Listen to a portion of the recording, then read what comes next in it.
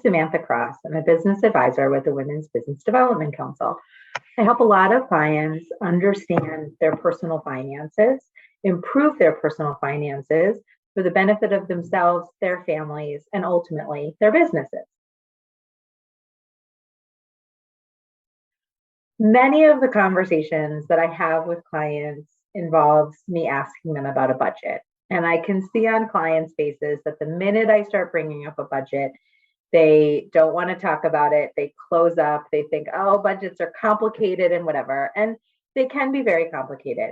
But I just want to break it down into like a couple of things that you can do today, or at least start doing now, to work towards a budget that is going to work for you and your business.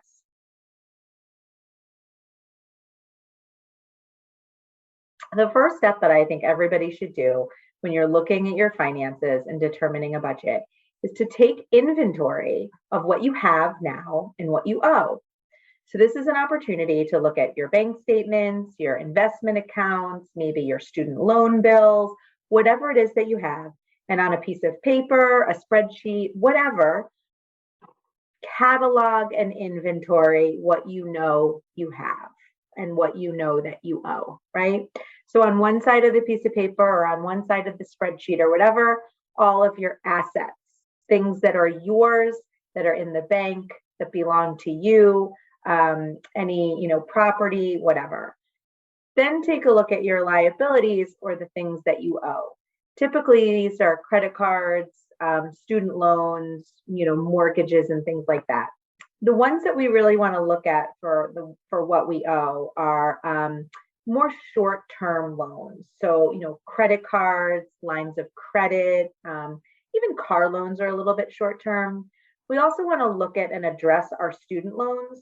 We treat those a little bit more longer term, but we certainly want to start having a plan for paying those off sooner rather than later. Once you have your inventory and you kind of know high level what you're working with, this is a really good time to set a couple of goals and priorities. They don't need to be lofty. They don't need to be, long term. It could be something simply as I'd like to start paying my student loans again, or I'd like to save $100 a month for my business, or I would like to, learn how to better invest in my retirement, whatever it is. But just set a couple of goals for yourself so that as you're working through the process of creating a budget and, ultimately a spending plan, you kind of know what you're doing this for, right? It's very similar to the way that people set goals for anything, for a physical activity, a marathon that they're looking to run, or weight that they're looking to lose, or a new skill that they're looking to learn. You want to set sort of reasonable goals along the way that are achievable. And creating a budget or a spending plan is no different. So we certainly just want to think about what's important to you, and ultimately, why are you doing this? So if over just one sitting, you come up with what you have and what you owe, just very, very, very big picture, and why you're doing this spending plan and this budget, what's your objective? What's a couple of goals that you want to meet? If you do that in one sitting, you're off to a great start. So pat yourself on the back, but you're not done. Next is to track your spending. So you sort of see where you are currently and you know where you want to go in the near term, but now it's actually where the rubber hits the road. So tracking your spending is easier these days than it was prior because most people are putting all of their expenses on either a debit or credit card. Most people aren't using cash anymore. So what this is simply doing is getting your statement from the previous month or the previous couple months and sort of analyzing where your money is going. Some credit card statements and debit card statements will allow you to sort of create these filters within the online tool, but others you just have to download the statement or just take a look at what they're telling you and put things into categories, right? So you're going to get a picture pretty quickly of where you're spending your money if you do kind of the credit card or debit card analysis. There are other bills every month that don't go on the debit or credit card. These are things like paying for your housing, potentially paying for your car. So you want to look on your checking account, or to the degree that you're, using your savings for some of this stuff, you want to look at those statements as well. So now you have a complete picture of like day to day, month to month, what's going on and where your money is going.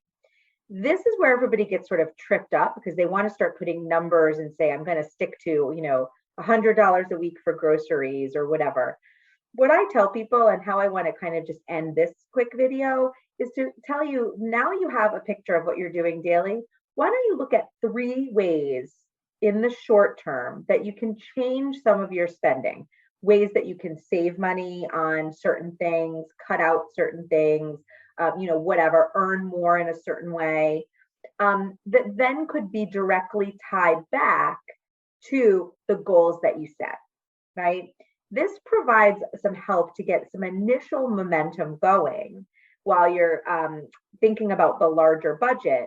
And once you start getting a couple of these little quick wins, maybe you've met one of your goals, or whatever the situation may be, taking the next step of creating a slightly more formalized budget for yourself is a lot easier. So good luck with this. I know that you can do it. And the second that you start this and you get a little bit of momentum going, that's 90% of the battle.